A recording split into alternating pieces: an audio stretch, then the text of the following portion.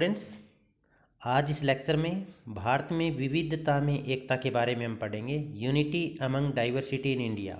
Simple lesson है, छोटा lesson है, काफ़ी इम्पोर्टेंट लेसन है। पीजी क्लासेस में, यूजी में और अन्य इस तरह का आप सोशोलॉजी से संबंधित कोई भी पेपर दे रहे हैं उनके लिए। तो हम शुरुआत करते हैं unity among diversity in India. अब सबसे पहले हम बात करते हैं विविधता क्या है।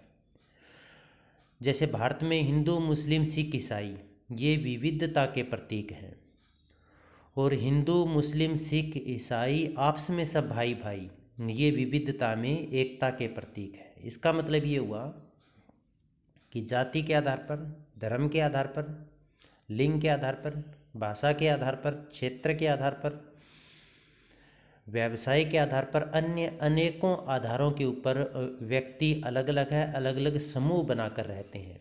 भारत एक बहुत बड़ा देश है। बहुत बड़ा देश होने के कारण यहाँ पर विविधता बहुत ज़्यादा है, परंतु इन विविधता होने के बावजूद सभी लोग जब आपसे मिलजुल कर एक संगठित होकर रहते हैं तो उसको कहते हैं विविधता में एकता। भारत का मतलब क्या है? अनेकों धर्मों, अनेकों संप्रदायों, अनेकों जातियों, अनेकों भाषा, अनेकों क्षेत्रों में रहने वाले लोगों का एक संगठित समूह भारत कहलाता है। तो भारत है वो विविधताओं का अजायब घर है।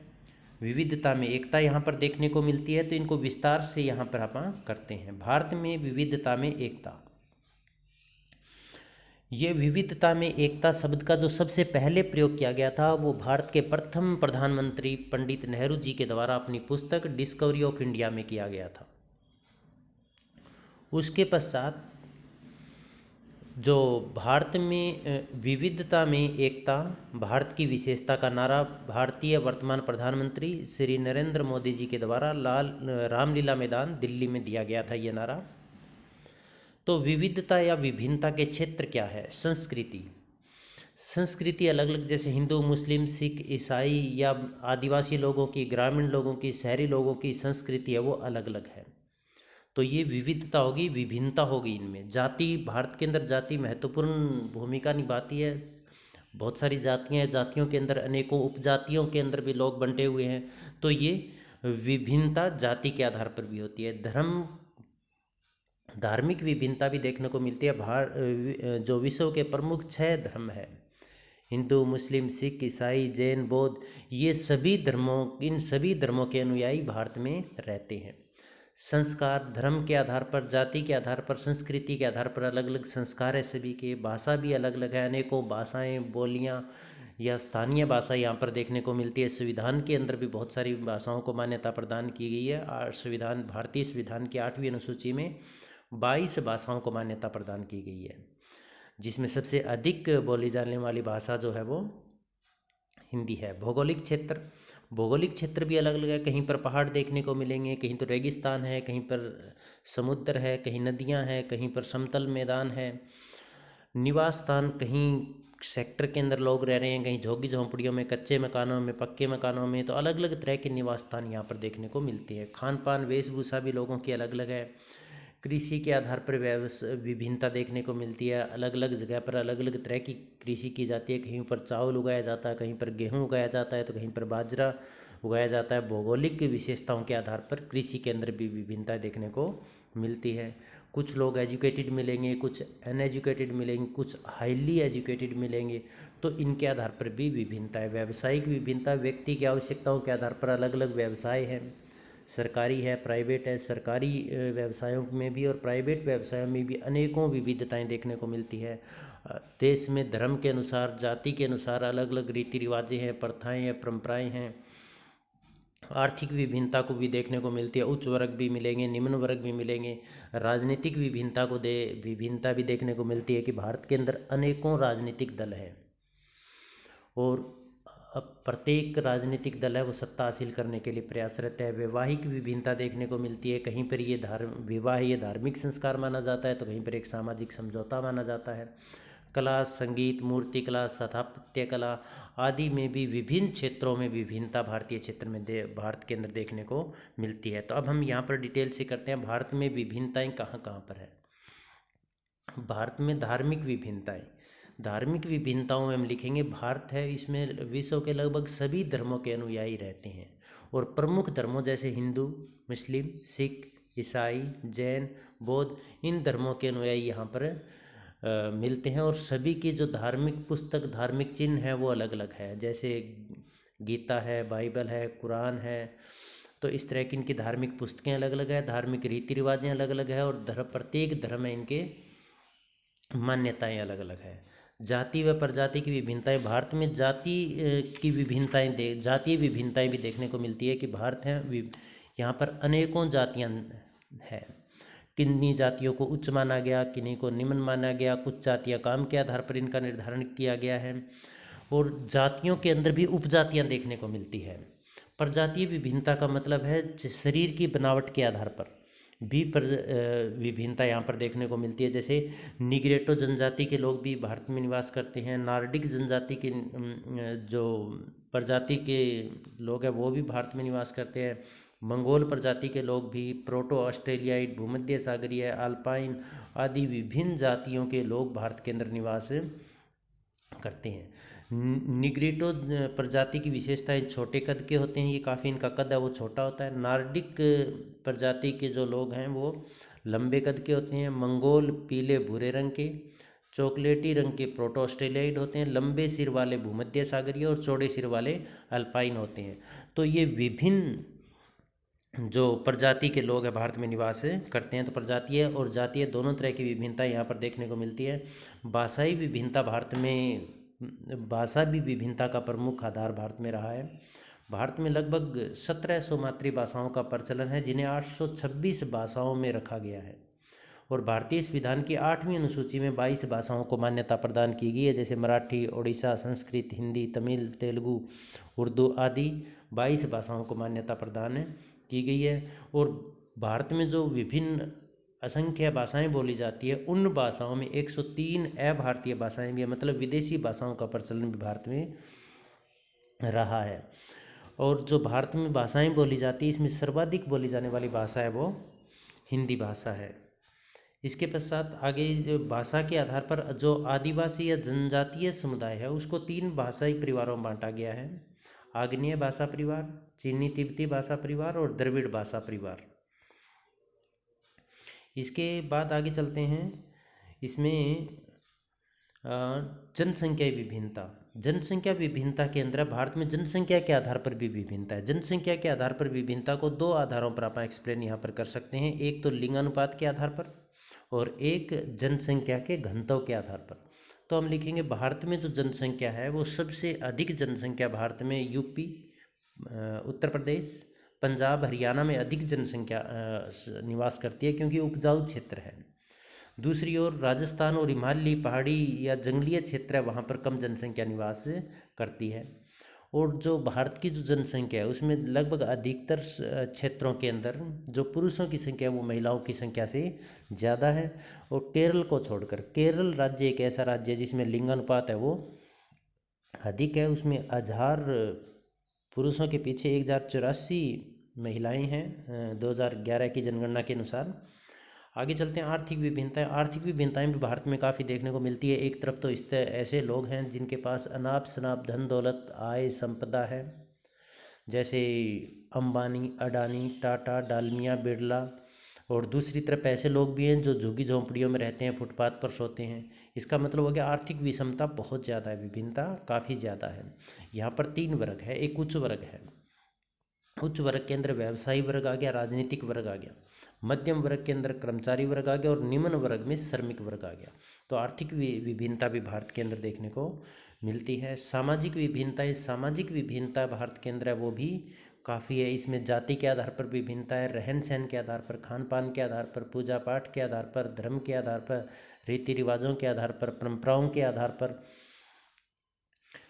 और धार्मिक संस्कारों, वैवाहिक संस्कारों, परिवार के निर्माण के आधार पर अनेकों विभिन्नताएं देखने को मिलती है। जैसे परंपरागत भारतीय समाज के अंदर जाति के आधार पर बहुत सारे भेदभाव होते रहे हैं, छुआछूत की प्रथा प्रचलन भी रहा है। और व्यवसाय का निर्धारण है वो भी जाति के आधार पर ही होता था। यहाँ पर वर्ण व्यवस्था का प्रचलन भी रहा है, जिसके अंदर भारतीय समाज को 4 वर्णों में बांटा गया था: ब्राह्मण, वैश्य, क्षत्रिय शूद्र, ब्राह्मण क्षत्रिय वैश्य और शूद्र 4 वर्णों में बांटा गया था। तो अब यहाँ पर अलग अलग धर्मों और जाति के लोग रह रहे हैं, तो उनकी पूजा पाठ का तरीका अलग अलग होगा, खान पान का तरीका अलग होगा, रहन सहन का तरीका अलग होगा, रीति रिवाजें प्रथाएं अलग अलग होगी। तो इसका मतलब उनमें सामाजिक विभिन्नताएं बहुत सारी देखने को मिलेगी। जैसे जो हिंदू है वो पूजा पाठ करेंगे, भजन कीर्तन करेंगे, मुस्लिम है नमाज अदा करेंगे, जो सिख है वो गुरुद्वारे के अंदर पाठ करेंगे। तो इसी आधार पर इनमें अलग अलग जो सामाजिक विभिन्नताएं देखने को मिलती है। शैक्षिक विभिन्नता भी भारत के अंदर विद्यमान है।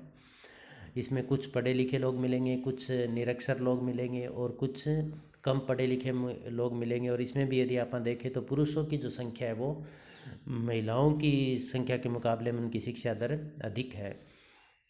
इसके साथ साथ ग्रामीण क्षेत्र की शिक्षा दर शहरी क्षेत्र की शिक्षा दर के मुकाबले में काफ़ी पिछड़ी हुई है। तो शैक्षिक विभिन्नता भी वहाँ पर देखने को मिलती है। जलवायु विभिन्नता भी भारत में देखने को मिलती है। भारत में तीनों तरह की जलवायु विशेषताएं भारत में देखने को मिलती है। उष्ण जलवायु भी है, शीतोष्ण जलवायु भी है और शीत जलवायु भी है। एक शीत जलवायु के अंदर एक तरफ तो लद्दाख का एरिया है जहाँ पर हड्डियाँ कंपा देने वाली ठंड हर सदैव वहाँ पर रहती है, माइनस में तापमान रहता है। दूसरी तरफ पर राजस्थान जैसे राज्य की उष्ण जलवायु भी वहाँ पर देखने को मिलती है, जहाँ पर बहुत तेज़ गर्मी लू चलती रहती है। और शीतोष्ण जलवायु भी यहाँ पर है, सम जलवायु भी है, जैसे जो समुद्री इलाका है वहाँ पर सम जलवायु भी देखने को मिलती है। तो जलवायु विभिन्नता भी भारत में काफ़ी अधिक है। यहाँ पर कहीं कहीं तो साल के अंदर 100 सेंटीमीटर से भी अधिक वर्षा देखने को मिलती है, तो कहीं पर जो वर्षा है वो 10% से भी कम साल के अंदर एवरेज आती है। इसका मतलब कहीं पर बहुत ज़्यादा वर्षा होती है, कहीं पर बहुत कम वर्षा होती है, कहीं पर बहुत ज़्यादा गर्मी पड़ती है तो कहीं पर बहुत ज़्यादा सर्दी पड़ती है, तो कहीं पर सम जलवायु रहती है। भौगोलिक दशाओं की भिन्नताएँ, भारत में भौगोलिक दशाओं की विभिन्नताएं भी देखने को मिलती है। यहाँ पर पर्वत भी हैं, पठार भी है, मैदान भी है, रेगिस्तान भी है और नदियाँ भी है। एक तरफ जैसे राजस्थान जैसा रेगिस्तान का क्षेत्र है जहाँ पर पानी की बहुत कमी है, तो दूसरी तरफ नदियों में बहुत सारा पानी नदियों समुद्रों के अंदर भारत के अंदर है। यहाँ पर मैदान भी है जहाँ पर पानी की कोई कमी नहीं है, बहुत ज़्यादा उपजाऊ हैं जो, इसी कारण वहाँ पर जनसंख्या ज़्यादा है। रेगिस्तान भी है, पर्वत पहाड़ भी है जहाँ पर उपजाऊपन कम होने के कारण जनसंख्या कम है। उपजाऊपन के क्षेत्र पठार भी भारत में मौजूद है, यहाँ पर ऊंची ऊंची बर्फ़ की चोटियाँ भी देखने को मिलती है। तो इसका मतलब भारत में भौगोलिक विभिन्नताएं भी देखने को मिलती है। वैवाहिक विभिन्नताएं भी है। एक तरफ तो भारत में विवाह को धार्मिक संस्कार माना जाता है, वहीं दूसरी तरफ विवाह को सामाजिक समझौता भी माना जाता है। विवाह की जो रस्में हैं, परंपराएं हैं, रीति रिवाज हैं, वैवाहिक तरीके हैं, वो हिंदू मुस्लिम सिख ईसाई या जनजातियों के अलग अलग तरह से हैं। तो इसका मतलब वैवाहिक विभिन्नताएं भी देखने को मिलती है। तो भारत है वो विभिन्नताओं का एक अजायब घर है, एक बहुत बड़ा विशाल क्षेत्र है। अब विभिन्नताओं में एकता कैसे है? भारतीय समाज में विभिन्नताओं में एकता, जैसे कहा था ना हिंदू मुस्लिम सिख ईसाई, ये तो होगी भारत में विभिन्नता। और जब हम बात करते हैं हिंदू मुस्लिम सिख ईसाई आपस में सब भाई भाई, इसका मतलब ये विविधता में एकता को दर्शाता है। धार्मिक एकता, धार्मिक एकता का मतलब भारत में विभिन्न धर्मों के लोग, जैसे हमने पहले बताया था विश्व के महत्वपूर्ण सभी धर्मों के लोग भारत में रहते हैं, परंतु उन विभिन्नता होने के बावजूद उनमें एकता भी देखने को मिलती है, क्योंकि सभी धर्मों की मान्यताएं समान हैं। सभी धर्म के जो अनुयायी है वो ईश्वर की पूजा करते हैं या रब की पूजा करते हैं, वाहिगुरु की पूजा करते हैं, ईसा मसीह की पूजा करते हैं। इसका मतलब एक सर्वोच्च असीम शक्ति को वो आराध्य मानकर उसकी आराधना करते हैं। और सभी में पूजा पाठ के तरीके अपने तरीके भी हैं सभी में, और सभी के लिए धार्मिक पुस्तकें भी हैं। इसीलिए सभी धर्मों के लोगों ने एक दूसरे के धर्मों को स्वीकार किया है, एक दूसरे के साथ मिलजुल कर रहते हैं। और भारत में ये एकता का प्रमुख आधार भी है। सामाजिक एकता, भारत में अलग अलग जाति के लोग, अलग अलग धर्म के लोग, अलग अलग भाषा के लोग साथ मिलकर रहते हैं। इसका कारण है कि वो सभी में भारत के जो जितने सभी लोग हैं उन सभी लोगों के अंदर आपस में भाईचारा, एकता की भावना, प्रेम की भावना, सहयोग की भावना देखने को मिलती है। हर एक समूह के अंदर संयुक्त परिवार प्रथा का प्रचलन भी रहा है। सभी जैसे रक्षाबंधन, दशहरा, दीपावली, होली, तीज त्यौहार, इन त्योहारों का सभी लोग आपस में मिलकर इन उत्सवों को वो मनाते हैं सभी लोग। इसका मतलब भारत में सामाजिक एकता, विभिन्नता के बावजूद सामाजिक एकता है। भाषा की एकता भी है। भारत में विभिन्न भाषा को बोलने वाले लोगों यहाँ पर रहते हैं, परंतु इन भाषाओं पर एक भाषा, विशेषकर संस्कृत भाषा का प्रभाव देखने को मिलता है। सभी भाषाओं में संस्कृत के शब्द मिलेंगे, उनके अर्थों में समानताएं मिलेगी। और रामायण, महाभारत, इस तरह के जितने भी महाकाव्य लिखे गए हैं उनके अंदर भी जो संस्कृत है उसका प्रचार प्रसार रहा, और उसी के बाद दूसरी भाषाओं में उसका अनुवाद किया गया। तो भारत में भाषा और बहुत सारी, जैसे विभिन्न भाषाओं का हमने जिक्र किया था, तो उनकी लिपि और वर्णमाला एक जैसे हैं। तो भाषा की एकता भी यहाँ पर देखने को मिलती है। राजनीतिक एकता, हालांकि भारत जो है वो विश्व का सबसे बड़ा लोकतांत्रिक देश है। यहाँ पर अनेकों असंख्य क्षेत्रीय या राष्ट्रीय पार्टियाँ कार्यरत हैं, उनमें अनेकों अनुयायी भी हैं, नेता भी हैं। लेकिन जब देश हित की बात आती है, राष्ट्र हित की बात आती है, तो अपने सभी मुद्दे भूलकर वो एक मत, एक साथ, एकजुट नज़र आते हैं। तो ये राजनीतिक एकजुटता, राजनीतिक एकता का प्रतीक है। जातीय एकता, भारत में अनेकों जातियाँ सर्वत्र विद्यमान रही हैं। जातियों का प्रभाव राजनीति में भी प्रत्येक जीवन के प्रत्येक क्षेत्र में भी देखने को मिलता है। परंतु विभिन्न जातियों में विभिन्नता होने का अर्थ ये नहीं है कि वो जातियाँ अलग अलग हैं। सभी जातियों के लोग अपने कार्य के लिए, अपनी आवश्यकताओं के लिए एक दूसरे पर निर्भर हैं, और सभी एक दूसरे का सम्मान करते हैं। किसी के प्रति द्वेष की भावना या विरोध की भावना नहीं है। परिणाम स्वरूप भारत में अद्भुत जातीय और प्रजातीय एकता देखने को मिलती है। व्यावसायिक एकता, विभिन्न व्यवसाय हैं, व्यवसायों का प्रचलन है, और सभी व्यवसाय एक दूसरे के ऊपर निर्भर है। व्यावसायिक निर्भरता के कारण व्यावसायिक एकता भी देखने को मिलती है। भौगोलिक एकता, भारत में भौगोलिक विभिन्नता है, क्योंकि एक बहुत बड़ा विशाल देश है भारत, परंतु विभिन्नता होने के बावजूद यहाँ पर भौगोलिक एकता भी भारत के अंदर देखने को मिलती है। इस एकता का कारण क्या है कि भारत में सभी धर्मों के लोग रहते हैं, और जो भारत के जो धार्मिक स्थान है, जैसे हिंदू है उनके धार्मिक स्थान है, मुस्लिमों के धार्मिक स्थान है, सिखों के धार्मिक स्थान है, तो ये देश के हर कोने में फैले हुए हैं। तो सभी लोग एक स्थान से दूसरे स्थान पर यात्राएं करते रहते हैं, एक जगह से दूसरे स्थान पर जाते रहते हैं, तो उनमें आपस में एकता की भावना पनपती है। भौगोलिक क्षेत्र से वो जुड़े हुए हैं। इसके साथ साथ जैसे भारत की प्रमुख पवित्र नदियाँ गंगा, यमुना, सरस्वती, गोदावरी, सिंधु, कावेरी, नर्मदा आदि जो नदियाँ हैं, वो नदियाँ भी एक पवित्र स्थान मानी गई है। इसीलिए सभी लोग उन नदियों में स्नान करना पसंद करते हैं और स्नान करते भी हैं। तो भौगोलिक एकता भी भारत के अंदर देखने को मिलती है। आर्थिक एकता, हालांकि भारत में आर्थिक विषमता है, परंतु इन आर्थिक विषमता के बावजूद उच्च वर्ग, मध्यम वर्ग और निम्न वर्ग के जो लोग हैं वो आपस में सभी एक दूसरे से जुड़े हुए हैं, क्योंकि बिना एक दूसरे के सहयोग के, बिना एक दूसरे के साथ तालमेल के उनका विकास नहीं हो सकता। तो भारत में आर्थिक एकता भी है। सांस्कृतिक एकता, भारत में सांस्कृतिक एकता इसकी महत्वपूर्ण विशेषता है, क्योंकि भारत में हिंदू भी रहते हैं, मुस्लिम भी है, सिख, पारसी, ईसाई, जैन, बौद्ध, सभी धर्मों के लोग रहते हैं। तो सभी धर्मों के लोग जब आपसे मिलजुल कर रहते हैं तो एक मिश्रित संस्कृति का विकास हुआ। मिश्रित संस्कृति के अंतर्गत सभी जो धर्मों के लोग हैं उन्होंने एक दूसरे की अच्छी बातों को, अच्छे सांस्कृतिक तत्वों को अपनाया है, जिसके कारण सांस्कृतिक तत्वों का जो सांस्कृतिक एकता है वो पनपी है। आज हिंदू मुस्लिम है वो होली, दीपावली का त्यौहार मनाते हैं, तो हिंदू है वो भी ईद का त्यौहार मनाते हैं। इसका मतलब एक दूसरे के त्यौहार में जब मनाए जाते हैं धर्मों के आधार पर, तो उसमें वो एक दूसरे को बेस्ट विशेस भी देते हैं, मिठाइयाँ भी खिलाते हैं और साथ मिलकर उत्सव मनाते हैं। तो ये सांस्कृतिक एकता का प्रतीक है। आगे हम चलते हैं। प्रजातीय एकता, भारत में विभिन्न प्रजातियों के लोग, जैसे हमने कहा था, यहाँ पर निवास करते हैं, परंतु अनेकों प्रजातियों या नस्लों के लोग यहाँ पर रहने के बावजूद भी उनमें एकता भी देखने को मिलती है, क्योंकि आज भारत की अधिकांश जो जनता है वो आर्य या द्रविड़ों का सम्मिश्रण ही है। इन दोनों इस जो भारत है इसमें जो आर्य हैं उन्होंने द्रविड़ भाषाओं से द्रविड़ भाषा के जो लोग थे या द्रविड़ भाषा बोलने वाले थे, उन्होंने आर्यों की वर्णमाला को अपनाया था, और परिणाम स्वरूप जो जितने भी प्रजाति के लोग हैं वो जिन भाषा का वो प्रयोग करते हैं उनका उद्गम एक ही है। तो विभिन्न प्रजातियाँ उनमें एकता भी देखने को मिलती है। इसके बाद हम करते हैं जनसंख्या की एकता कि भारत में विभिन्न जनसंख्या की विभिन्नता है।